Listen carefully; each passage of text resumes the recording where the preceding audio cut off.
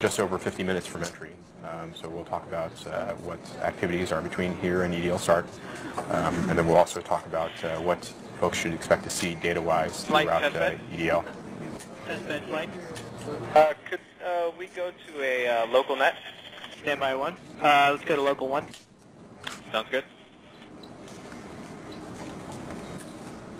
MSPD flight on local net.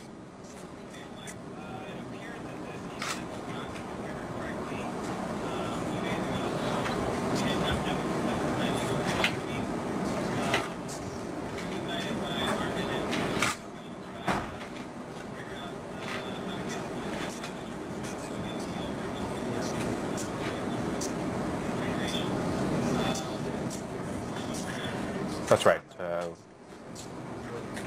for it.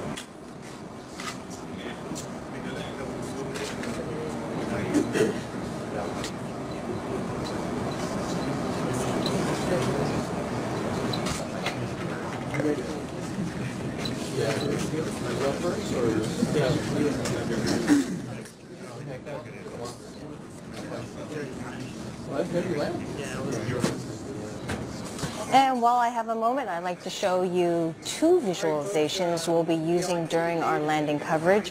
One of them is what we talked about just a little bit earlier. It's the Eyes on the Solar System, which is a computerized simulation using predicted data to illustrate mission activities.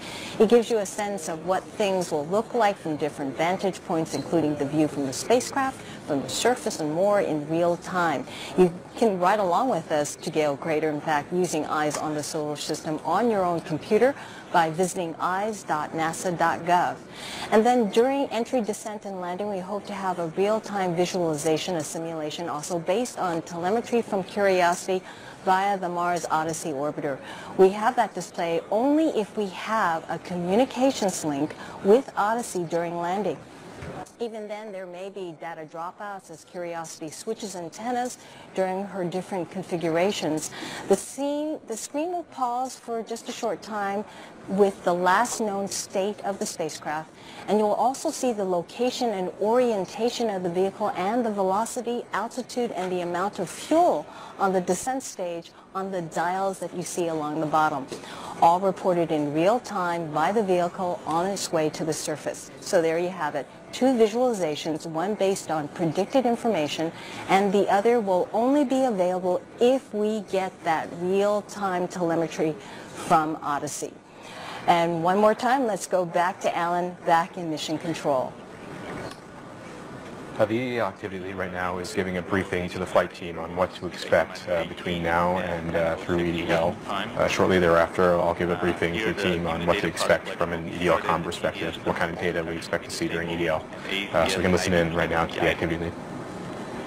This will result in the navigation filter not syncing to the cruise sensor data anymore, and the navigation filter will now propagate exclusively on the DMU until the TDS is powered on and running. UHF will be powered on but not transmitting at this point. Following that, at 10:09 local time, the HRS vent anchor will execute. Here the BCBs will be placed in manual mode in preparation for firing pyros and for completing EDL, so the charge vets will be off and the discharge vets will be on. Pyro firing cards will be powered on and the pyrobus will be armed. Cruise stage devices will be powered off, and the flight software will stop talking to the cruise PAMs, all in preparation for cruise stage up. The first set of pyros that we'll fire at this time will be the HRS vent pyros, and that will happen at 10:11 local time, so approximately 2 minutes after starting that anchor. 2 minutes following that, at 10:13 local time, we'll begin our preparations for cruise stage separation, where the communication system will be configured for X-band tones.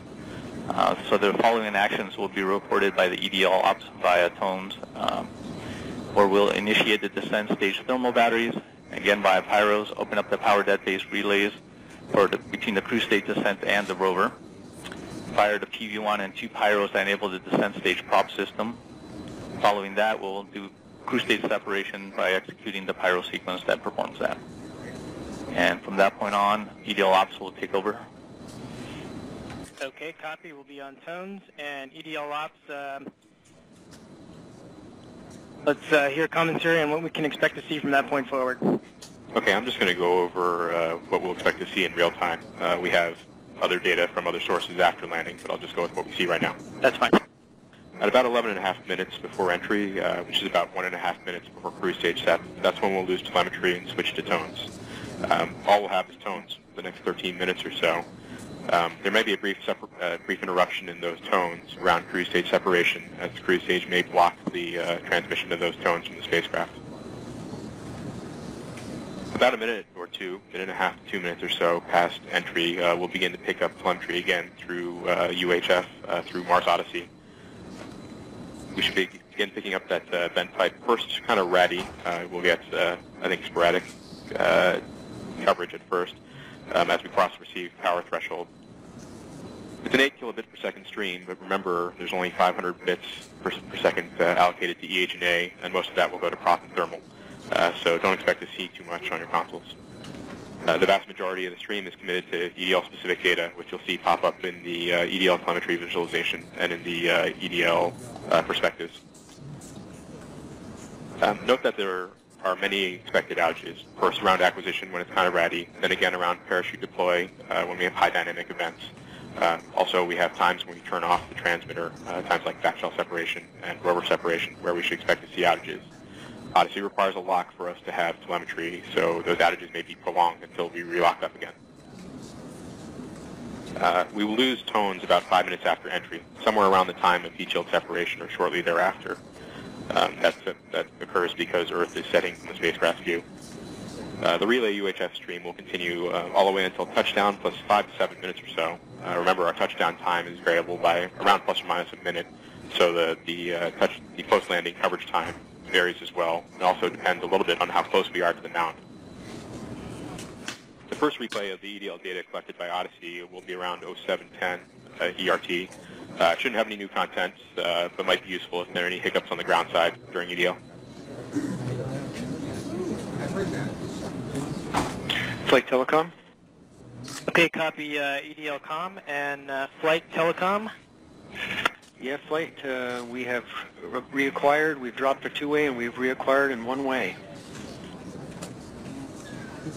Okay, copy one way, and that also is commensurate with the conclusion of our last EDL com window shortly before that. So we are no longer getting packetized data at this time.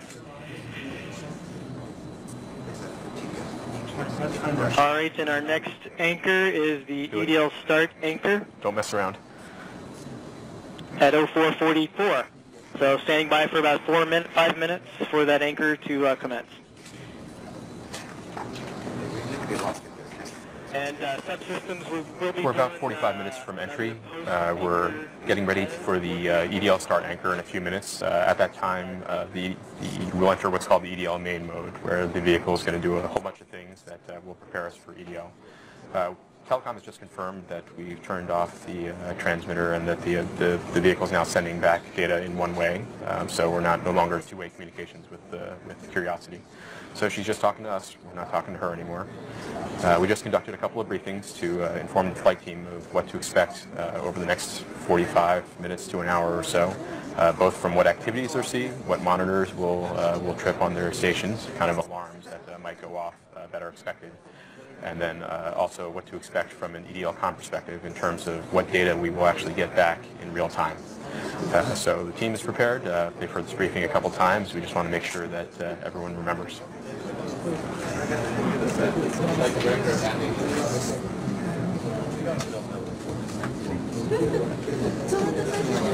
All right, we are about 40 minutes past the hour. We are less than an hour away from Curiosity's entry into the Martian atmosphere. That takes place at about 10:24 p.m. Pacific time. And what will that be like? Well, engineers here at JPL call it 7 minutes of terror, and here is why.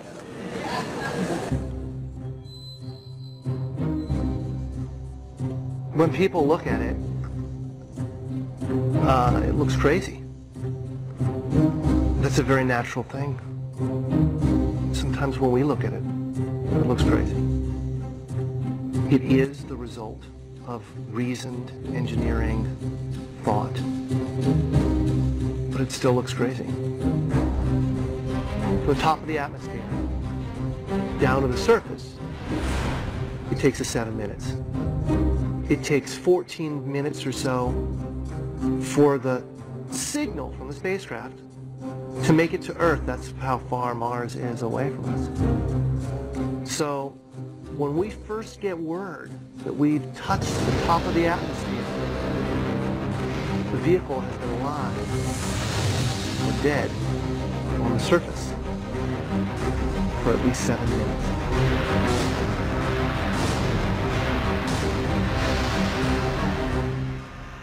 Entry, descent, and landing, also known as EDL, is referred to as the 7 minutes of terror because we've got literally 7 minutes to get from the top of the atmosphere to the surface of Mars, going from 13,000 miles an hour to 0 in perfect sequence, perfect choreography, perfect timing, and the computer has to do it all by itself with no help from the ground. If any one thing doesn't work just right, it's game over.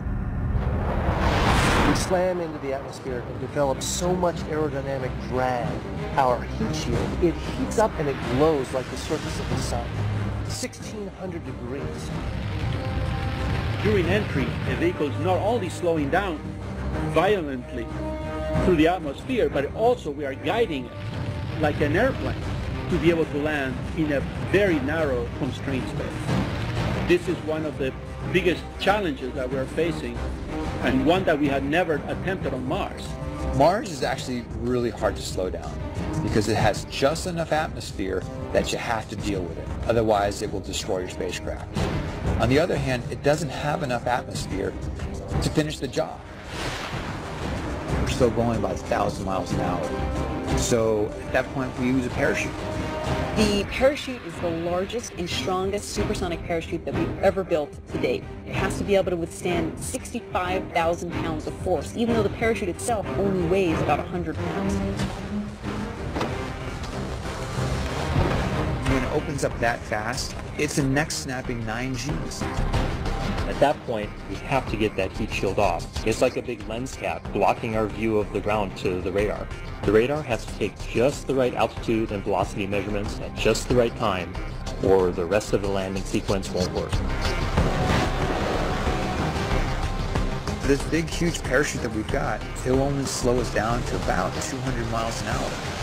And that's not slow enough to land. So we have no choice, but we've got to cut it off and then come down in rockets. Once we turn those rocket motors on, if we don't do something, we're just going to smack right back into the parachute. So the first thing we do is make this really radical divergent maneuver. We fly off to the side.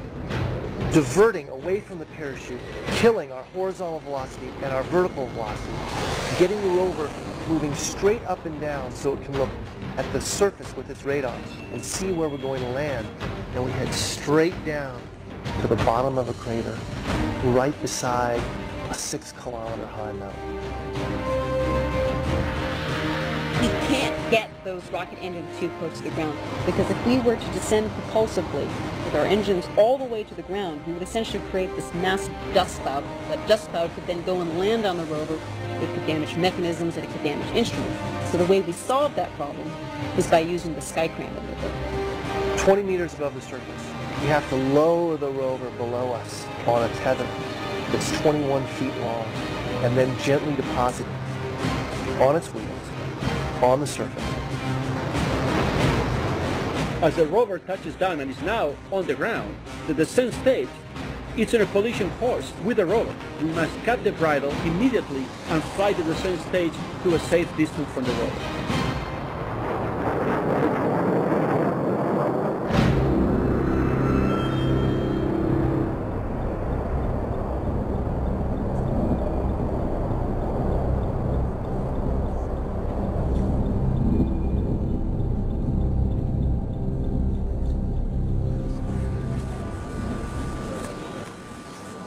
That video was released about 5 weeks ago and immediately went viral. On YouTube alone, it has had over 2 million downloads. The video lays out the many things that have to go right in order to land. And if one thing goes wrong, the whole mission might be lost. With us right now is Adam Stelzner. He is the lead for entry, descent, and landing.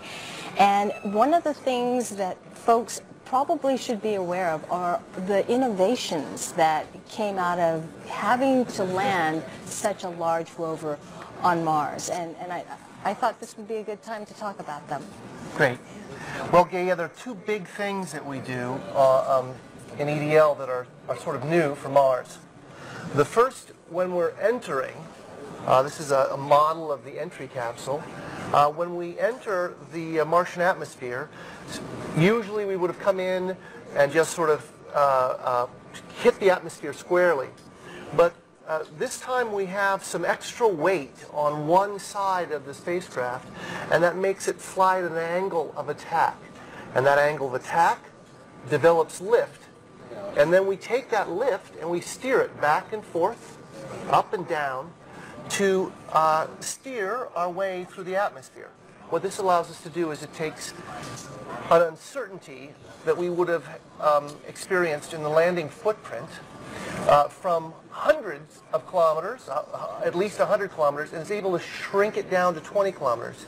This is something we need to do to land inside Gale Crater. In that smaller ellipse. In that smaller ellipse. So you're able to slow yourself down. If the atmosphere is a certain way, you need to slow yourself down more or less. That's right. If it had been a warm day, we might have a problem with flying too long. If it had been a cold day and the atmosphere were dense, we might slow down too fast and end up short. So this allows us to adjust for that atmospheric variation and adjust for variables at the entry point if we aren't navigated to the exact correct entry point. All right. Innovation number 2. Innovation number 2 is the sky crane. Everybody notices that. It looks a little bit unusual. The sky crane really is composed of two pieces. We've got the rover and the descent stage.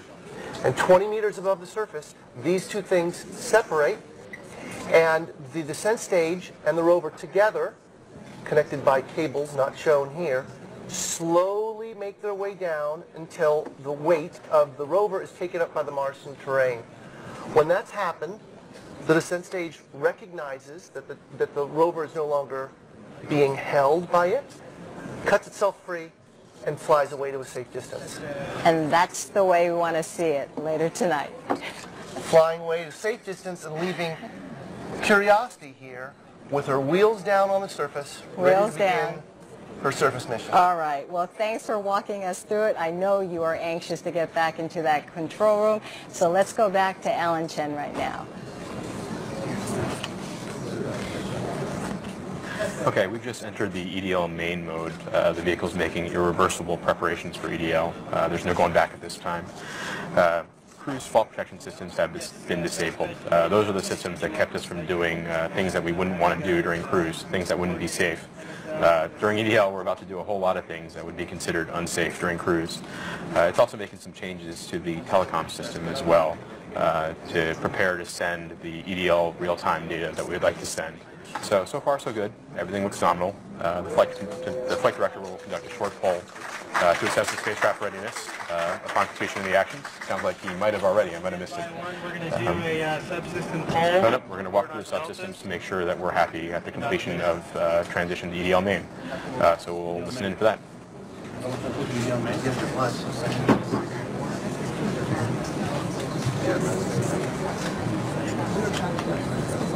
And activity lead flight, let's go ahead and record telemetry.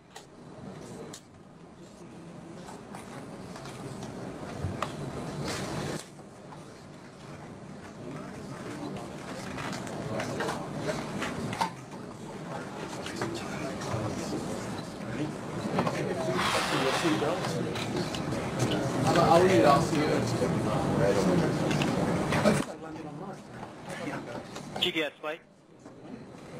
Go ahead, flight. Yeah, could you come have a look at the missions workstation, please? Copy that.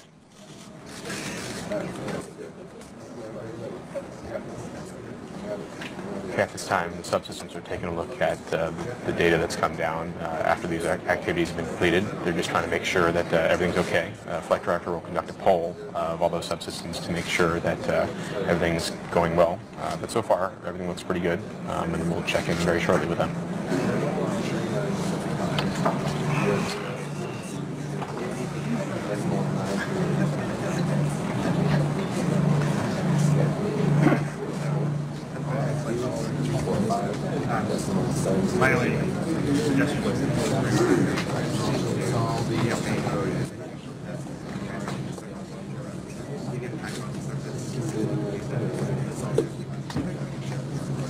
Okay, flight EDL, if you're ready. I'm ready. Okay, so on step 715.6, the SCED time for the current anchor is 4:30:45.688. That was appropriate. I'm sorry, can you repeat that one more time? 226 is fine. Copy. What's 04 yellow to purple. 30 45 I think that's 226. decimal 688. Okay, copy that.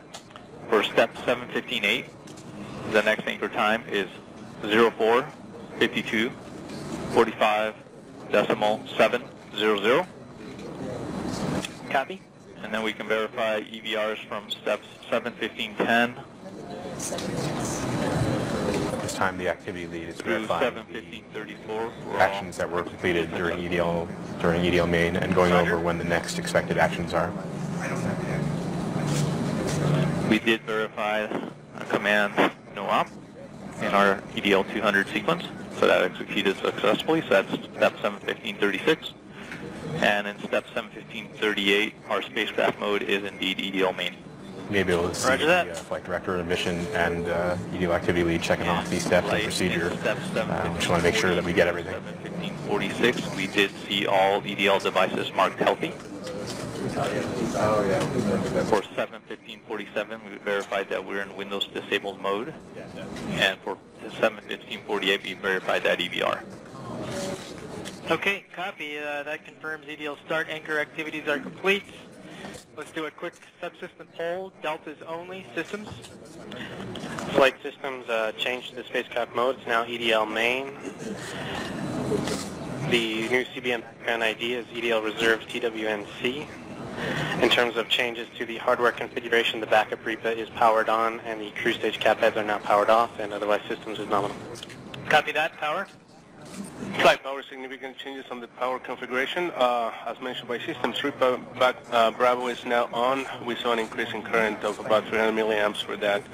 Cat bed heaters on the cruise stage have been turned off.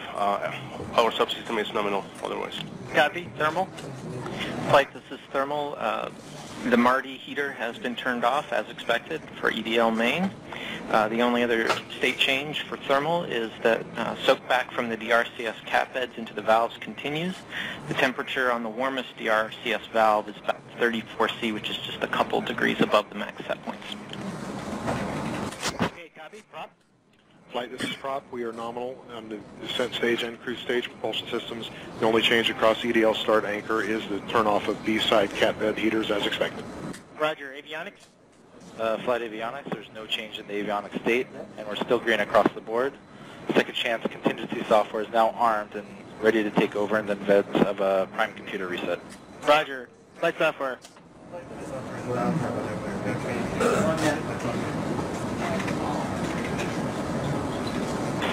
Flight software is nominal. There is no change in flight software execution state across the EDL start anchor, and all flight software metrics are still per predict.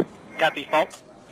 Our only change is that all our system fault protection responses are now disabled. Roger. Data management.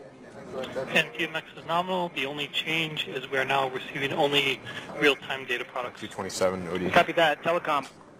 Telecom is nominal. The only change is the uplink transmitter has been turned off. Therefore, the uplink carrier lock is unlocked. We are in one-way non-coherent, and the coherency is disabled. And also, the ranging is disabled on the SDST. Roger. ACS. ACS remains unchanged over the last anchor, and currently Mars is 38 degrees field of view. Getting very big in the window. EDL activity lead. Anything else to add? Nothing else to add, Flight. Copy. Mission? Nothing else, Flight. Okay, copy. That completes our post-anchor Everything is good. Post-transition to EDL main, everything looks great. Thank you, Flight.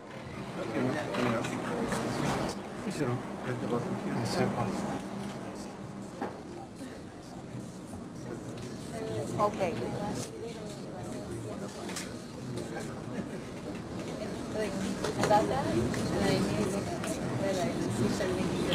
Thank you, Flight. I'd just like to thank the cruise team for bringing us over 350 million miles,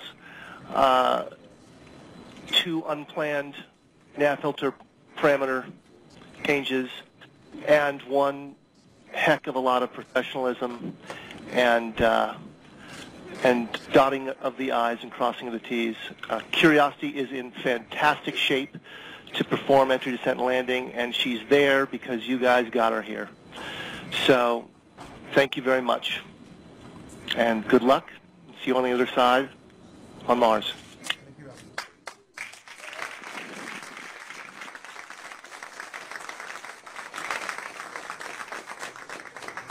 Roger, thank you, EDL phase lead. And mission? Yeah, this is mission.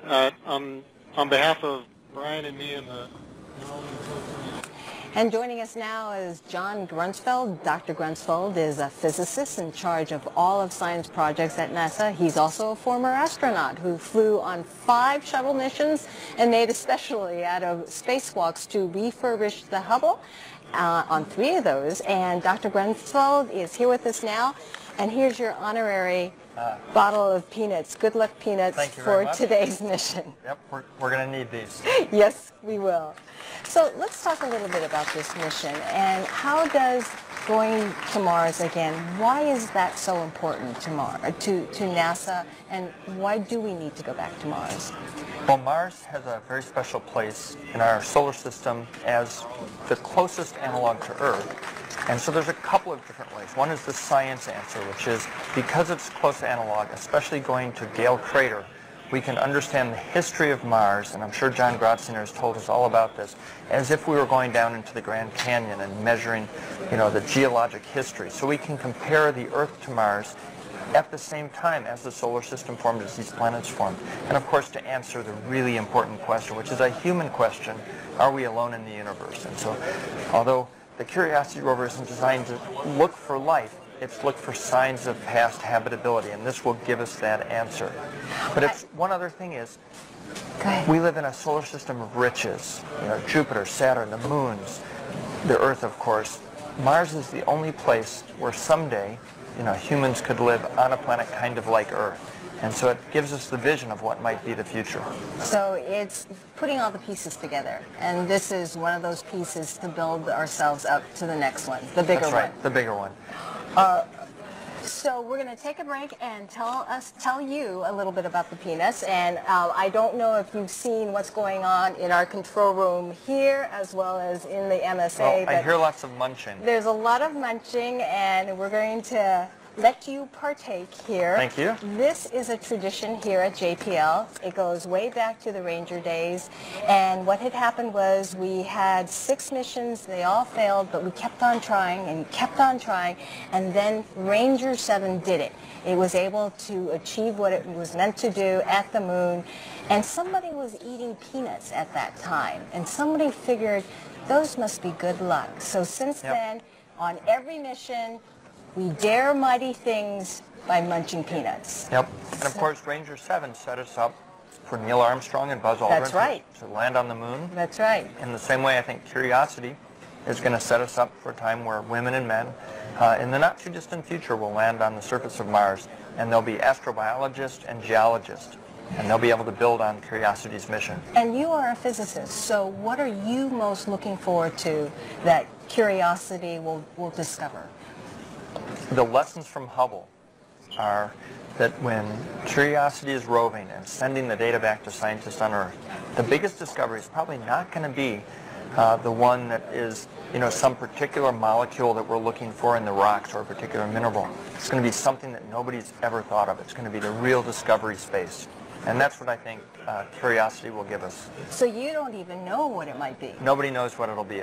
And Mars has a history of surprising us that way. All right. Well, thank you for joining us. Thank you. I'll let you go back in the control room. Okay. Go Curiosity. Go Curiosity. Thank you. And if you just joined us late, you're watching live coverage of the landing of the Curiosity rover on Mars from NASA's Jet Propulsion Laboratory in Pasadena, California. JPL is managed by the California Institute of Technology on behalf of NASA, and we will be back in a moment with Rob Manning, but we'll take a break first. Okay, we're only 22 minutes to entry. Things are continuing to go well. You might have seen here that we've passed out the traditional peanuts. We need all the good luck we can get here. But things are continuing to look very good. We're right where we expect to be, and everything is going fine on the spacecraft. Curiosity is reporting things are going fine. Right now we're standing by for for Odyssey to tell us that they'll be around to broadcast what's going on for us during EDL, to relay that telemetry we get from Curiosity. So we're waiting for them to come back to Earth, to talking to Earth, and hopefully we'll be able to see all the way to the ground and past with Odyssey. 12 minutes,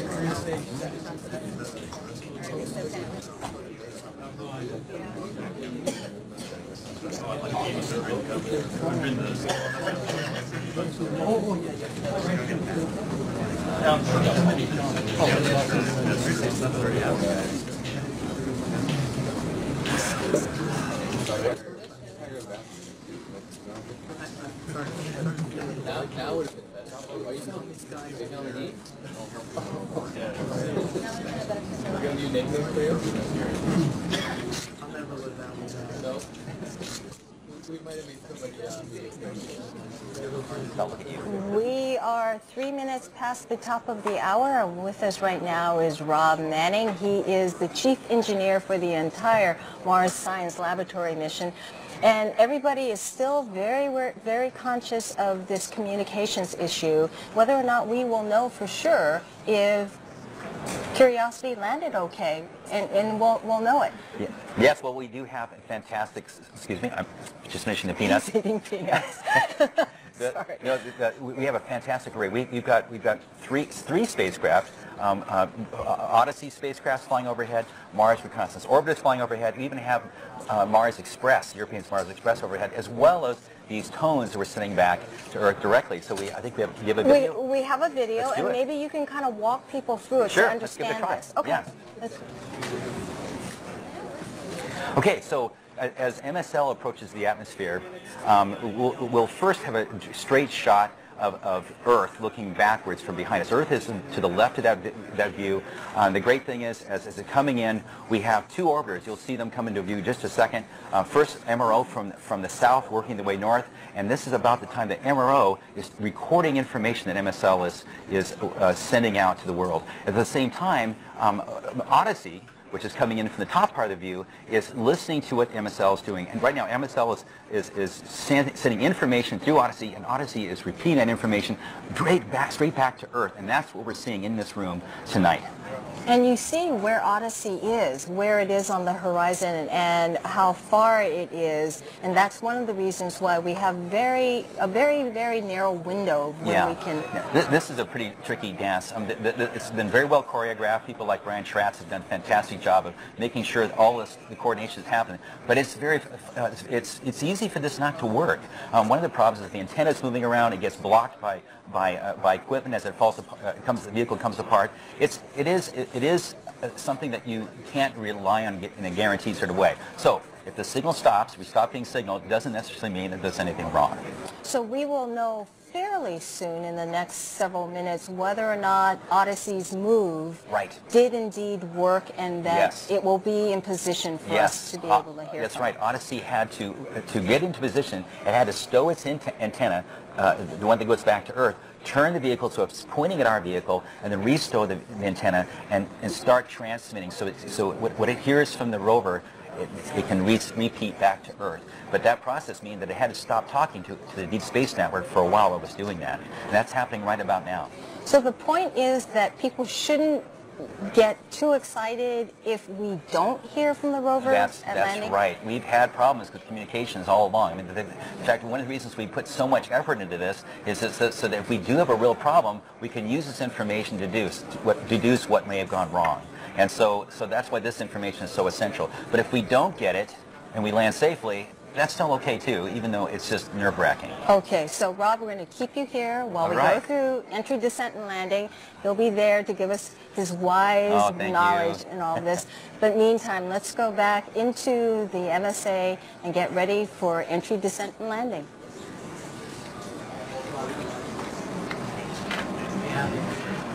Things are looking pretty good right now. I'm getting a report right now from Odyssey that they're in position. They're going to be there for us for EDL. So they have reacquired to the Earth, and we're good to go. So we will have coverage throughout EDL, through a little bit from about a minute and a half after entry, through touchdown, and then some. So hopefully we'll see all the way to the bottom and see a successful landing.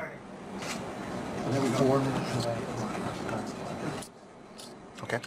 The EDL activity lead is about to narrate what's going on in the spacecraft. We're entering the EDL prep anchor. That's a EDL flight software mode, so let's listen in. You can see that the nav filter is dropping to the correct state.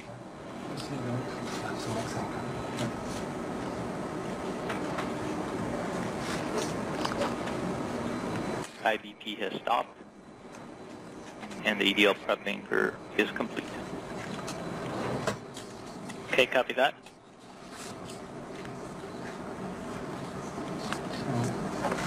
Done. We're about 3 minutes from the HRS vent anchor action starting. The EDL activity lead has told us that we've turned off the attitude control system, the cruise attitude control system. We don't need it anymore.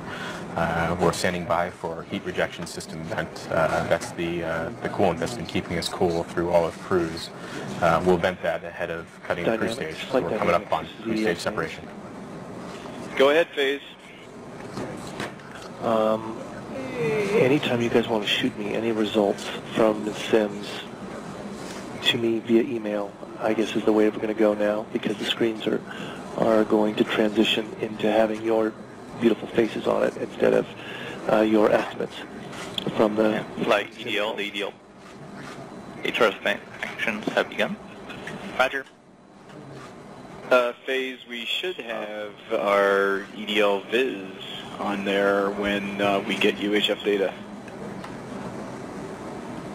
Roger. I'm still open for receiving best estimates as they come in on the landing location off of the time point correlation.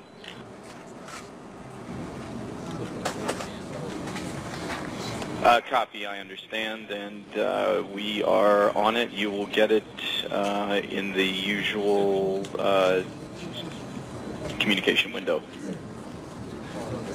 Flight EDL. The expected warnings for the Electra tail mode are received. Copy. The EDL team is running some final simulations to show where we think we're going to end up based on the latest navigation data. Things continue to look good. It puts us right in the middle of the ellipse. Flight, we can confirm the BCB actions have been commanded, and through EHA we can confirm that the discharge beds are now in manual discharge. The vehicle power changes in preparation for cruise stage separation. It's going to cut loose the cruise stage and all that solar array that's been powering us through all of cruise. Pyro firing cards are now powered on. Go ahead, EDL com. So we're ready to switch the displays over to the 1010 marker, which will show EDL data manual tones. You ready? Standby 1. Yes, we are ready. Copy that. All right. And we can confirm through EHA now that the BCBs are in manual charge mode.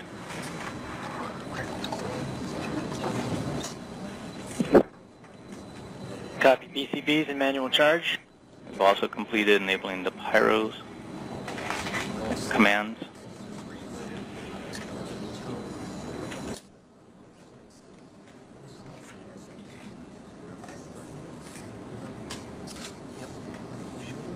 We are in the process of powering off the cruise stage hardware.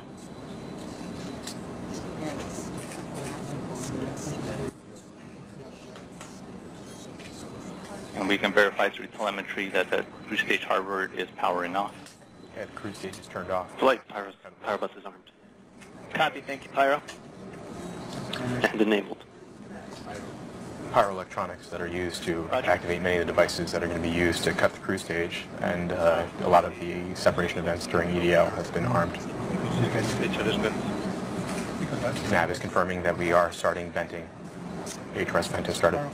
And flight EDL, we're firing our first pyros to vent the HRS system.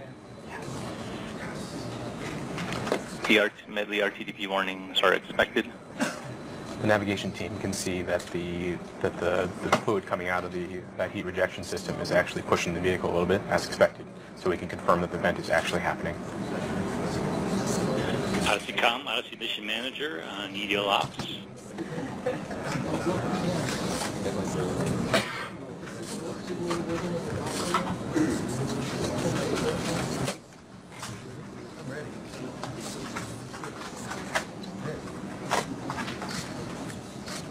EDL Com, this is Dynamics on EDL Ops. Go ahead, Dynamics. Is our display configured correctly for you in the MSA?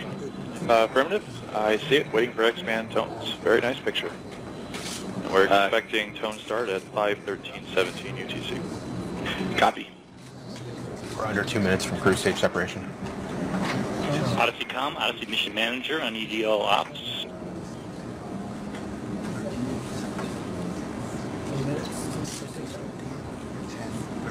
Odyssey Mission Manager, this is EDL Ops on EDL Ops. Odyssey has completed its salute of the EDL Com attitude. All systems are nominal. Odyssey is go for EDL Com support. Great to hear from you. Thank you very much.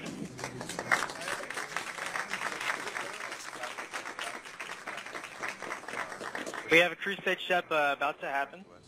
For all of EDL, so we will have their coverage. Things are looking good for them, and they're looking good for us. We're about 1 minute to cruise stage separation. Tones. We're seeing the transition to tones now. The system should be configured shortly. And we're seeing carrier only. The vehicle's changing to tones at this time. So we're switching from telemetry, we lost telemetry, and we're going to move to just tones. EDA acquisition. And we're seeing heartbeat. We are receiving heartbeat tones at this time. Affirmative, we're seeing the expected 2 seconds of heartbeat, followed by the 10-second carrier pulse. Now we can see something that could be consistent with cruise stage separation in the Doppler. And we're showing a good strong signal, higher than expected carrier power, and continuing to see heartbeats. EDL Com tones look good. We are receiving heartbeat tones at this time. Things are looking good.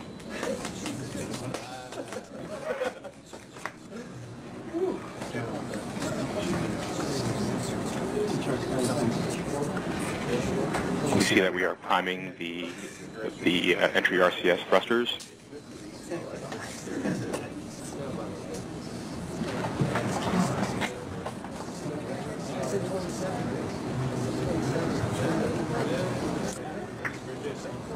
Cruise stage separation.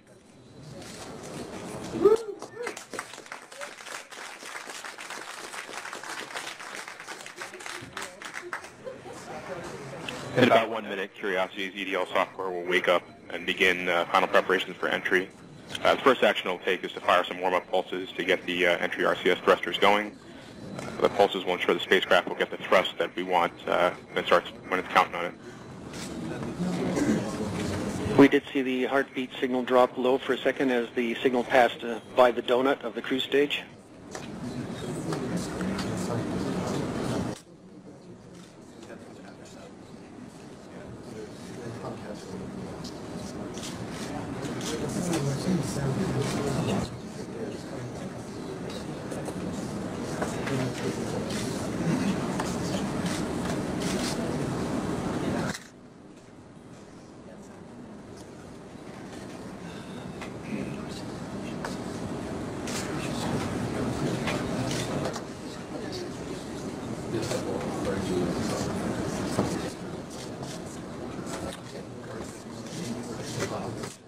We are seeing RCS warm-up.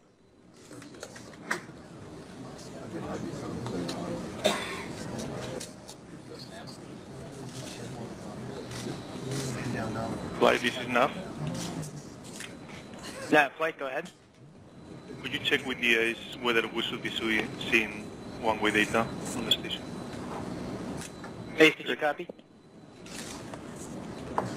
Curiosity is reporting that it is spinning down and turning to entry. Flight HS, we've been one way for a while now.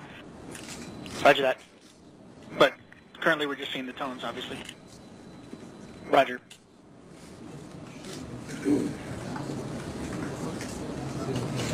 vehicle is reporting that it has completed its turn to entry and spin down, and has separated the cruise balance mass devices.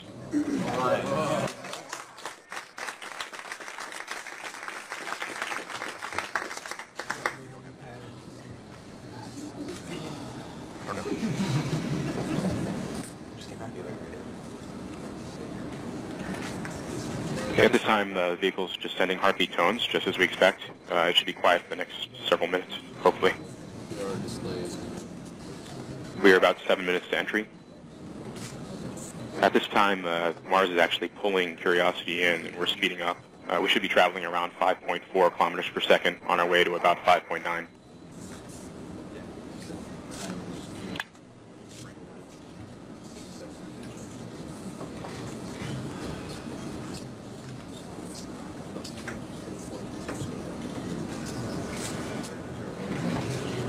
So, Rob, what are your thoughts at this point? Well, I'm very variation excited. in the pattern, antenna pattern is This is reflected in the the variation. this is the part that really is entry. This is where we're getting to the top of the atmosphere. The great thing is that the propulsion system's shown to be working. We're turning the vehicle. It looks like the vehicle is going to be doing its entry job very well, and I'm very excited about that. Everything is going very well. Right. So make sure everyone keeps their eyes on the television, because we might actually get some pictures if all goes well, and we might be murky and covered with dust when we first land. But we might get some pictures today. Wow. At landing. Just a few minutes after landing. Excellent. Okay, we're standing by. Thank you.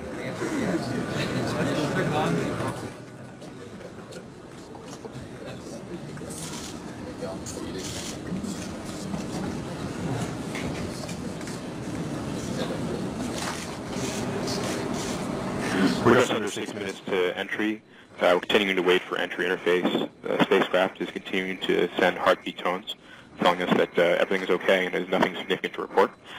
This is as expected. It should be quiet for a little while, at least.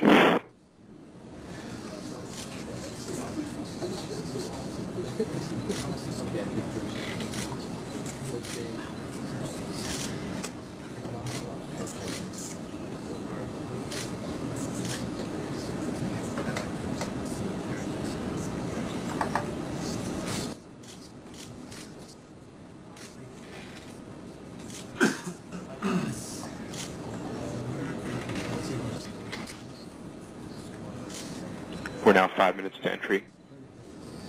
Continuing to receive heartbeat tones. Everything is good. At this time, Curiosity should be up to about 5.5 kilometers per second.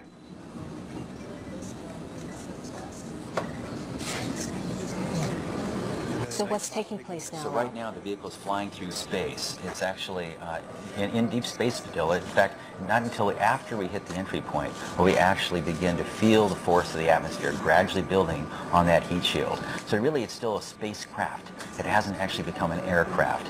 But we've checked out its rockets. It's actually used to turn the vehicle. It's turned to the right attitude, and that means it's ready to go. And as soon as we start feeling the atmosphere, it'll start doing its role to get to the turn as part of the guidance that it does. It starts off with a right bank, and eventually will make a left bank, and then make another right bank as it makes its way to the landing site. So it's a capsule right now. It's a capsule. It's just a bare capsule, nothing looking out. Just the radios is the only thing that's sticking out, and that's what we're getting. We're getting tones from that vehicle right this second. Okay. Now we're not getting Odyssey data yet. That doesn't happen until a little while later. After parachute. Actually, just after entry, about the time before parachute, just before parachute opens up. Okay. EDL phase dynamics. Did that work out? Go ahead, Dynamics. Just FYI, OD227 runout looks like missed distance of 232 meters. Over. 232 meters? That's correct. Less than the divert. Roger. We can expect a brief signal dropout when we switch to the TLJ.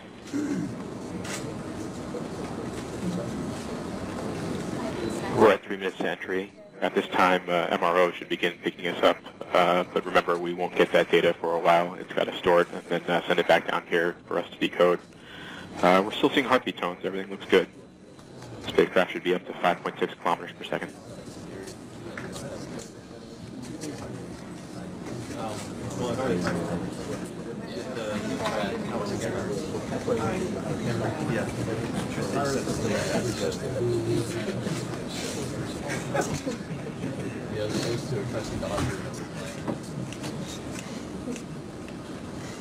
We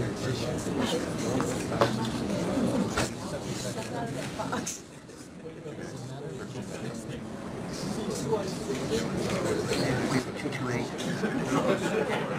It's right on top of 227. See that, Al? 2 minutes entry.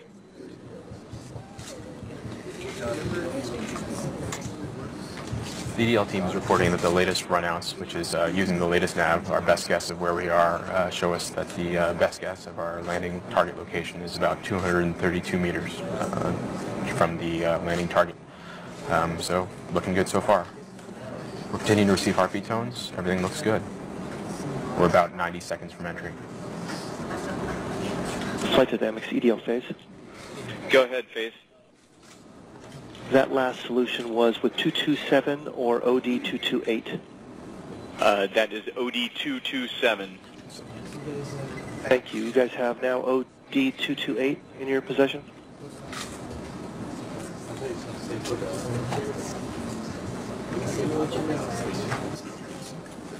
There will be no 228 for us, phase. That's just fine because the difference is 1 minute to entry. Within spitting distance. Affirmative. The vehicle will switch antennas shortly. We'll have a short dropout when that occurs in the tones, switching to a tilted antenna that will be used through entry.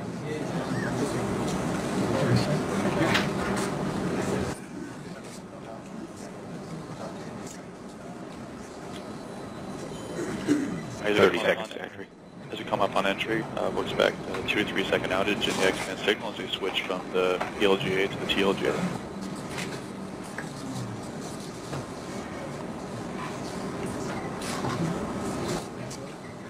We're switching to TLJ, signal's dropped, and it's... We just saw the signal drop. That indicates we changed antennas. We're seeing heartbeat tones again after the switch. Things are looking good. We got tones back again. Coming up on entry. Vehicle reports entry interface.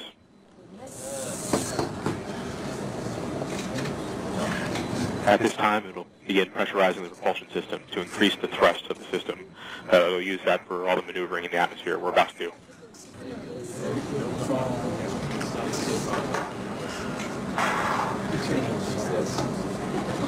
Back to heartbeat tones. We are standing by for guided start and start of guided entry.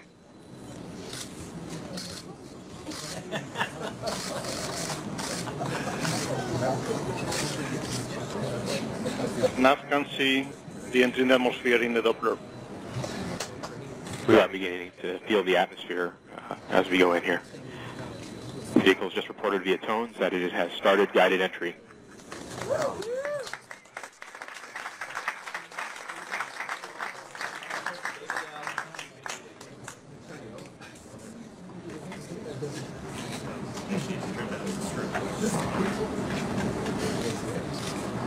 At this time, the vehicle is beginning to steer its way to the target.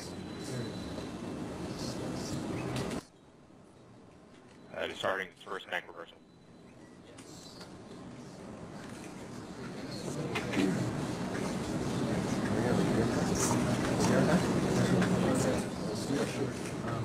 First bank reversal complete.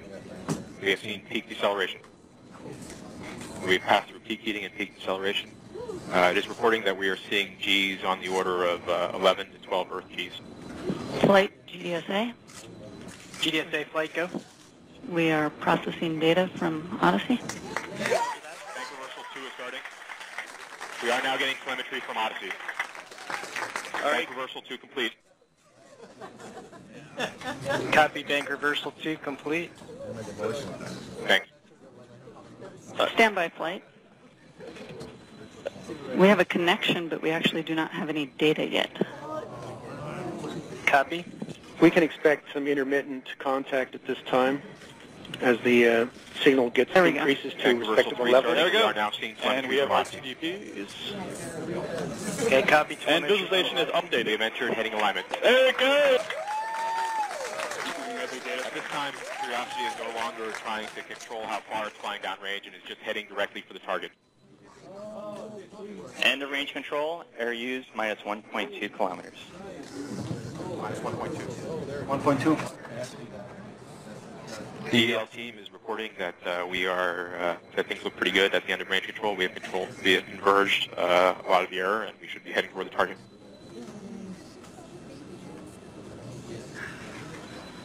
Flight EDL, TDS warning is okay. Copy. Power on. We are seeing a tone from indicating that we have seen heating on the heat shield through the MEBD instrument. Everything looks fine. This is as expected.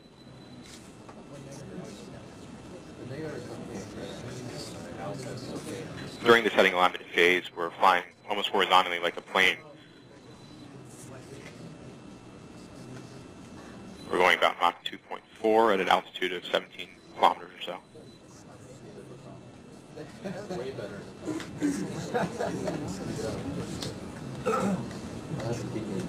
Vehicle's reporting heartbeat tones again, indicating that everything is fine during heading alignments. We are standing by for straighten up and fly right and parachute deploy.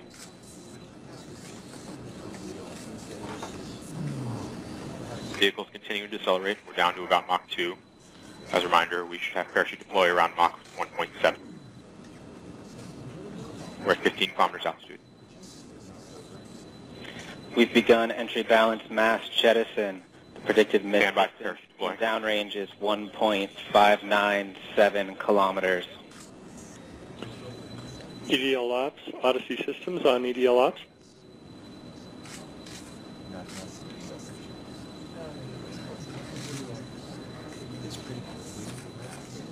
Parachute deploy.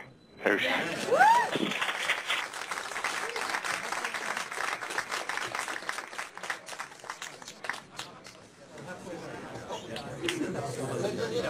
Thrusters have been re-enabled. We will control our attitude on shoot. We are decelerating. Risk mode under our 10 kilometers decelerating and descending. We are at 150 meters per second. Dynamics phase. Come back again with risk mode dynamics. Risk mode is nominal. We are 9 kilometers and descending. Leads active. Valid range. Net filter converged with a velocity correction of 0.7 meters a second. We've acquired the ground with the radar. An altitude of 8 kilometers. Feed shield has separated where we found the ground. Expand tones due to earth occultation as expected. We're standing by to prime the MLE engines in preparation for powered flight. We're down to 90 meters per second at an altitude of 6.5 kilometers and descending.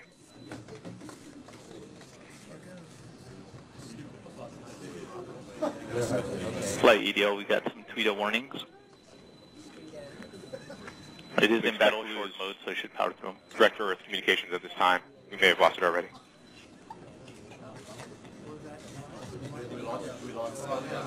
We're down to 86 meters per second at an altitude of 4 kilometers and descending. We've lost tones from Earth at this time. This is expected. We're continuing on Odyssey telemetry. Ground solution equals minus 10.8 meters, vertical velocity of minus 82.8 meters per second. Start enabled, standing by for batch cell separation. Signal to Odyssey is still strong.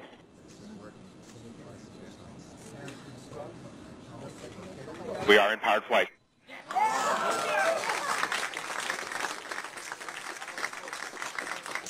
We're at altitude of 1 kilometer descending, about 70 meters per second. Signal to Odyssey remains down to 50 meters per second, 500 meters in altitude. Standing by for Skycrane.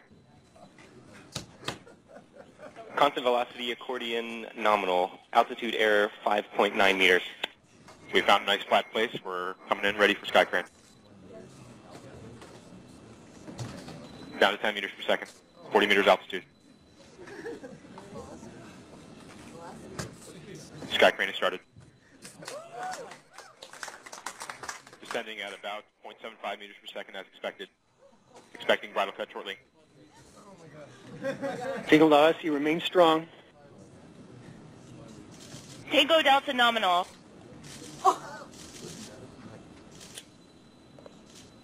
Yep.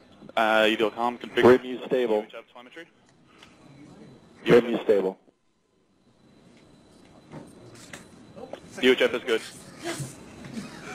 Touchdown confirmed. We're safe on Mars.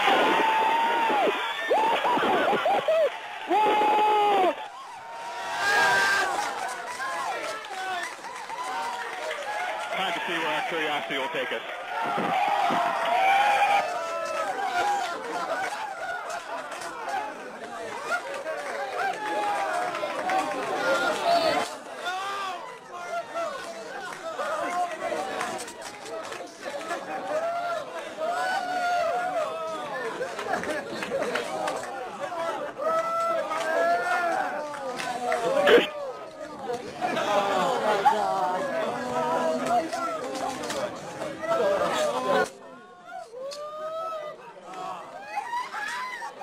At this time, flyaway should be complete. Descent stages at a safe distance.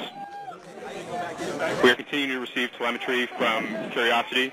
We're safe. Getting data from the surface of Mars. ASCAM sequence is kicked off, waiting for images. Heads up, folks.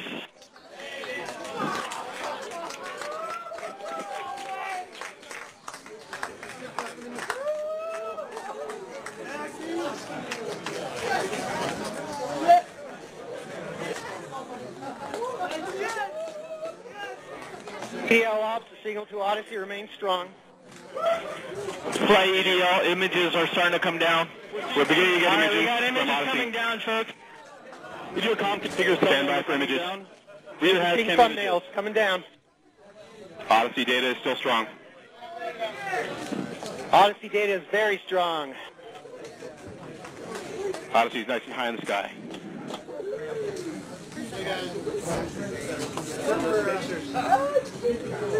At this time, we're standing by for images.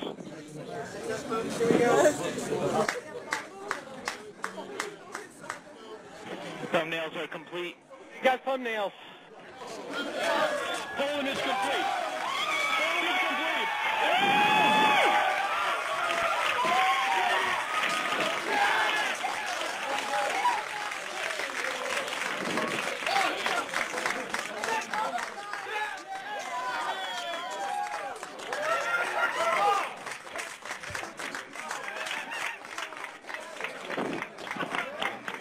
It's the wheel. It's the wheel. There we go. We can see a wheel image.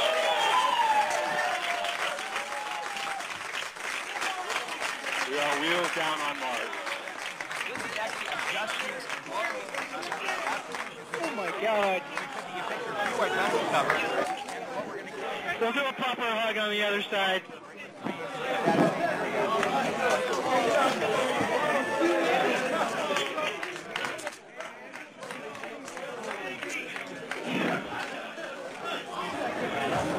Keep watching, guys. Keep watching the screen. There's more stuff. Any minute now. No. 2:56. Okay, okay. So here we are. We're going to start. Go ahead. Okay. So we have landed at the time we thought we would, and we now have our first image. We have our first image. This we've got, it's a 64 by 64 thumbnail. The front, a rear HazCam image. You can see the shadow there. I'm not sure exactly which our orientation is of the vehicle, but we're looking through it.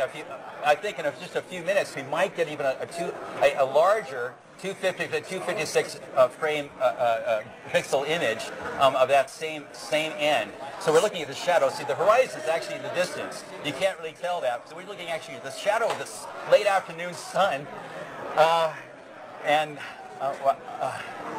So these are the rear HazCams. These are the rear HazCams. And it does have a dust cover on it. It does have a dust cover, but it's the dust. The cover is the problem. It's the fact there's dust in the air because we have just blown dust all over the place with our descent engines. Fantastic.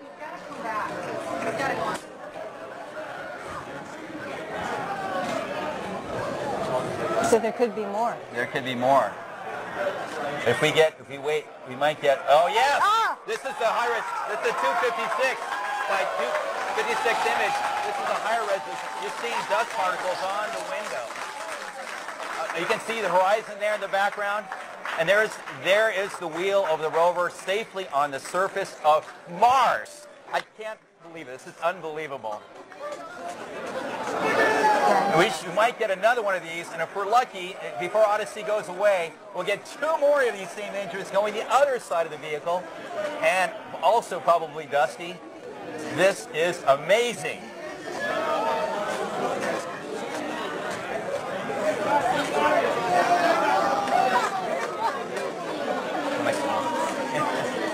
So that is one of Curiosity's rover wheels exactly. on the surface of Mars. Yes. Whoa! Wow! Now we have another image coming down. This is a view looking the other direction. It's still being processed. You'll see it in just a second here. This is another thumbnail image. Is that a shadow? That's the shadow of the rover. Curiosity rover on the surface of Mars. Thank you. The Odyssey transition is about to end. It's about to set below the peak of Mount Sharp very shortly. So this is about all the data we're going to get, but things look great. Congratulations. Thank you very much. Thank you.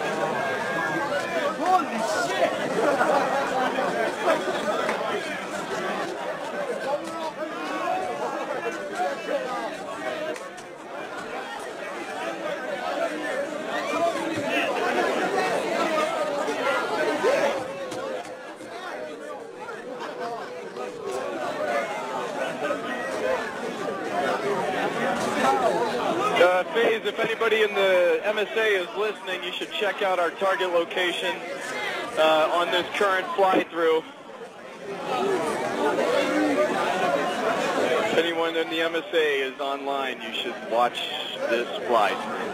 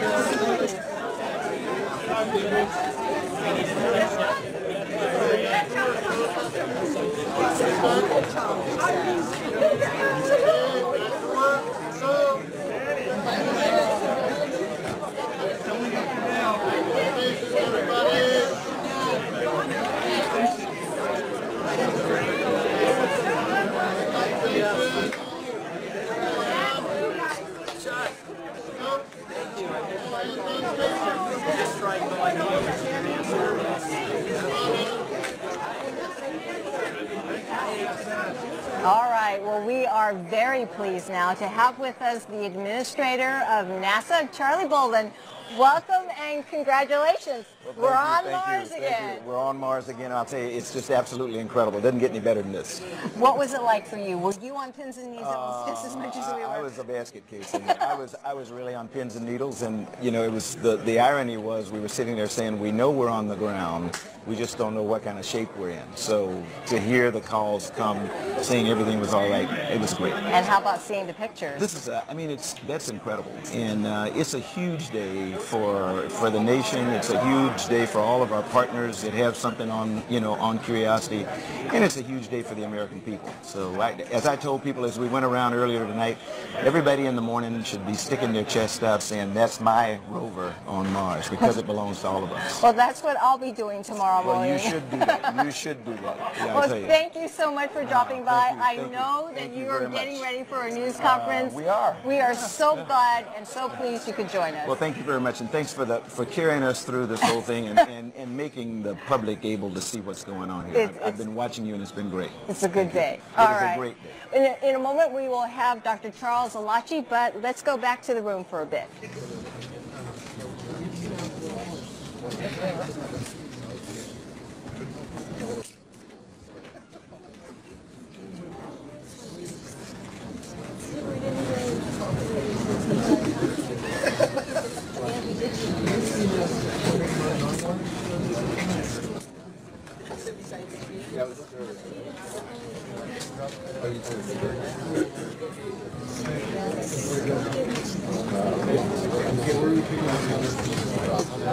Dynamics, this is Phase.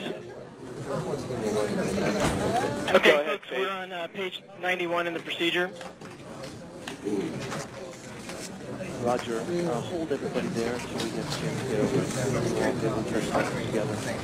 All right, it is my distinct pleasure to welcome with us President Obama's science advisor, John Holdren. Thanks for joining us. It was such a pleasure to have you join us for this big landing. Well, I'm very happy to be here tonight. Very happy to have seen this incredible accomplishment with this Mars landing. What does this landing mean for the nation? Well, it's an enormous step forward in planetary exploration. Nobody has ever done anything like this. We are actually the only country that has landed surface landers on any other planet. But this lander is vastly bigger, vastly more capable, much more complicated to bring in. Many new technologies had to work in perfect succession and perfect synchronization for this to happen. It was an incredible performance by the Jet Propulsion Lab, by NASA, by the teams around the country who had contributed to this, and indeed partners from around the world. So what does this mean? What future implications could we be seeing in this now that we've landed on Mars? Well, this is by far the most capable set of instruments we've put up there for determining whether Mars ever could have supported life. And of course, the question of whether there was ever life on Mars is an enormously important scientific question, almost a philosophical question, relating to our place in the solar system and our place in the universe. So we stand to learn a tremendous amount from this Curiosity Mars Science Laboratory. It really is a portable science laboratory. It's going to do incredible things. And with all science experiments, with all science, when you get some answers, it just leads to more questions. It leads to more questions. That's always the way of science, but it leads to ever more interesting questions and a larger body of knowledge from which those questions emerge. And we know that the space program has for decades been very important to the United States. It's been important economically. It's a driver of innovation with widespread applications, but it's also a source of inspiration to the next generation of young people who are going to become the scientists and the engineers and the technicians that ultimately will land people on Mars. Right. These are the footsteps leading to that. Absolutely. Well, Dr. Holdren, it's going to be crucial. Thank you so much for joining us. I know everyone's excited. There will be a news conference at about 11:15 our time, Pacific time, and it's a good day, and thank you for being with us. It's a great day. Thank you very much. All right.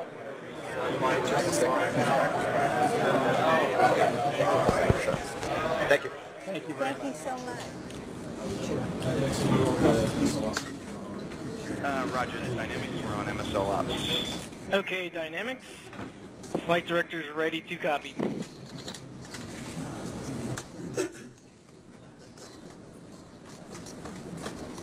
We have a touchdown time of 10:14:39, which is in PDT.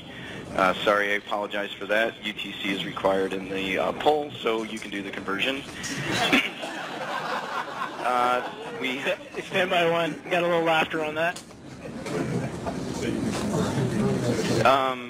Let's see, step 7:30:013. So we have a touchdown velocity vertical of negative 0.607398 meters per second.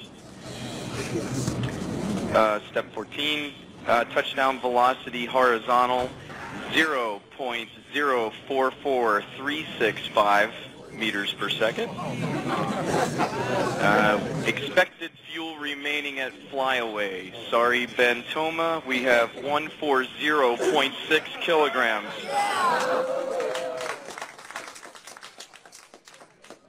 For step 16, we will need photo confirmation of descent stage location. Step 17, offset between rover z-axis and gravity vector of 4.37 degrees. Yes.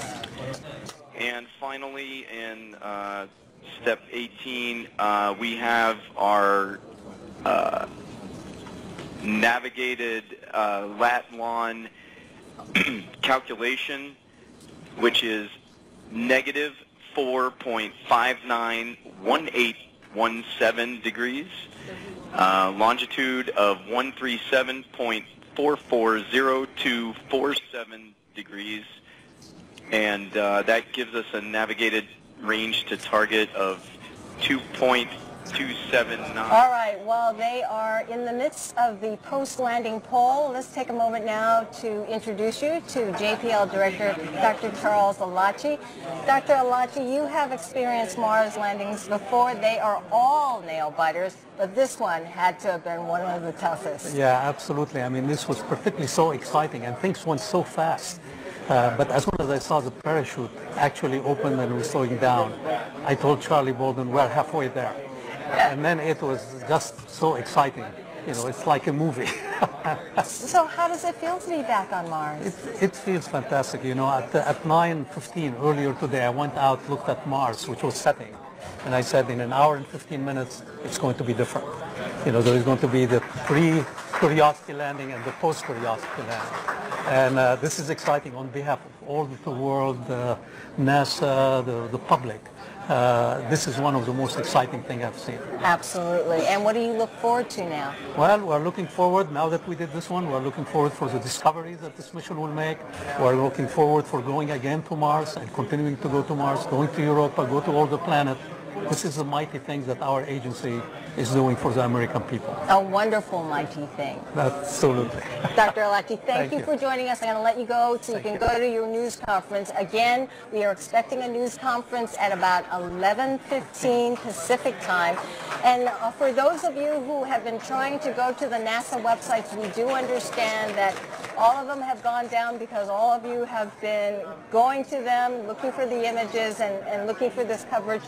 There is one available. We have a super of the one remaining website that is available. Let me read that to you. It's mars.jpl.nasa.gov/MSL/raw. This is where you can see the images that just came back from Mars. Let's go back to the room.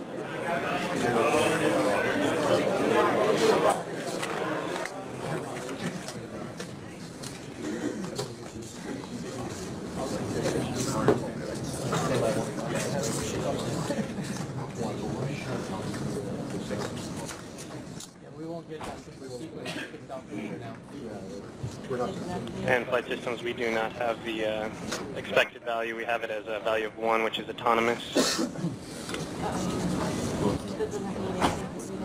And Flight EDL, the sequence was changed late to execute a little later, so we missed that. Roger that.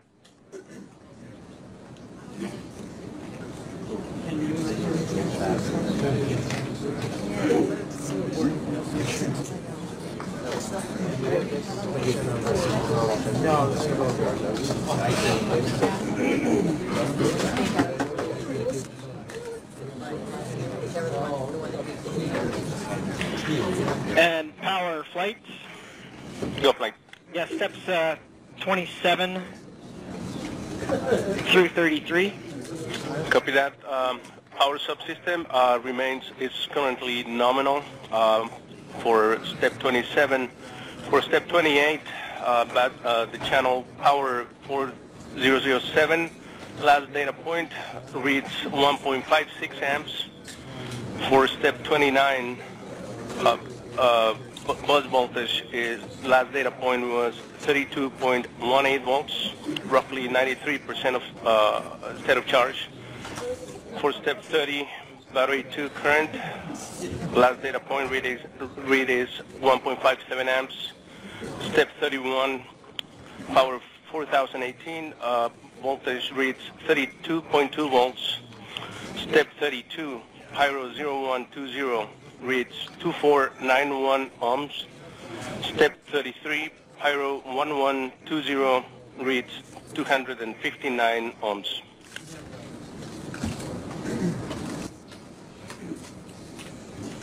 Roger, copy power. And thermal, can you please report on steps 19 through 26? Roger that, flight. For therm channel 0768, the REPA gas pressure, we have a pressure of 109.6 psia.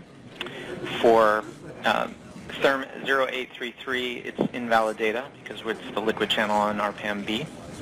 For therm 2804, RTG1, we have a temperature of 142.1 C.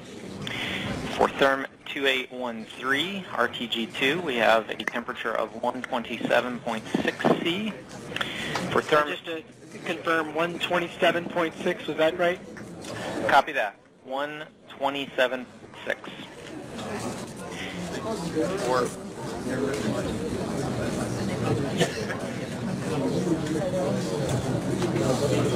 Well, we have good news. We are told that the website www.nasa.gov does have its images back, so several of the websites crashed because of all the people who are trying to see these first images from Mars from Curiosity. So once again, look at the screen. We do have the NASA.gov website back and also the JPL RAW website back up. Meantime, with me now is Lori Garver back again in the seat.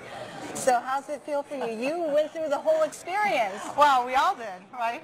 We were joking that maybe Michael Phelps was the only one who could actually hold his breath that entire time. But there isn't anything more exciting. It's one of the reasons we do it.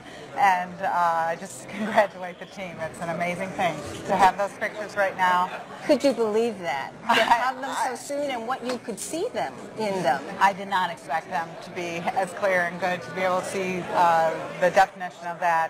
And to recognize what the team went through and the challenges that they have faced to do this and how successful they've been just so far. Let the science begin, right? Let the science begin. Well, we do have a news conference in just a short time. Deputy Administrator Lori Garver, thank you for joining us, and it's a good day.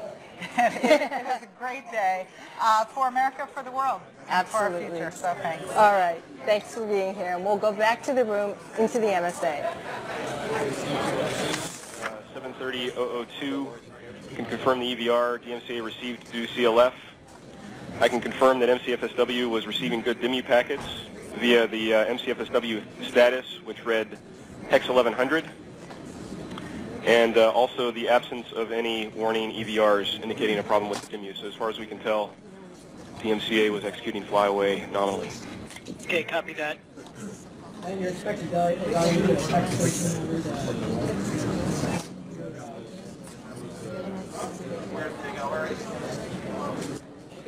Well, the flight team is almost done. They are in the post-landing pole, and this is to say that Curiosity is safely on the surface of Mars, and the post-landing pole is kind of a symbolic handing over the keys of the rover to the surface operations team. They are operating in another room from here, just a short distance away from the MSA, the cruise MSA, and that's where the TV crew and I will be heading for the 12:30 a.m. show, or the commentary for the next Mars Odyssey downlink, which will have possibly even more pictures.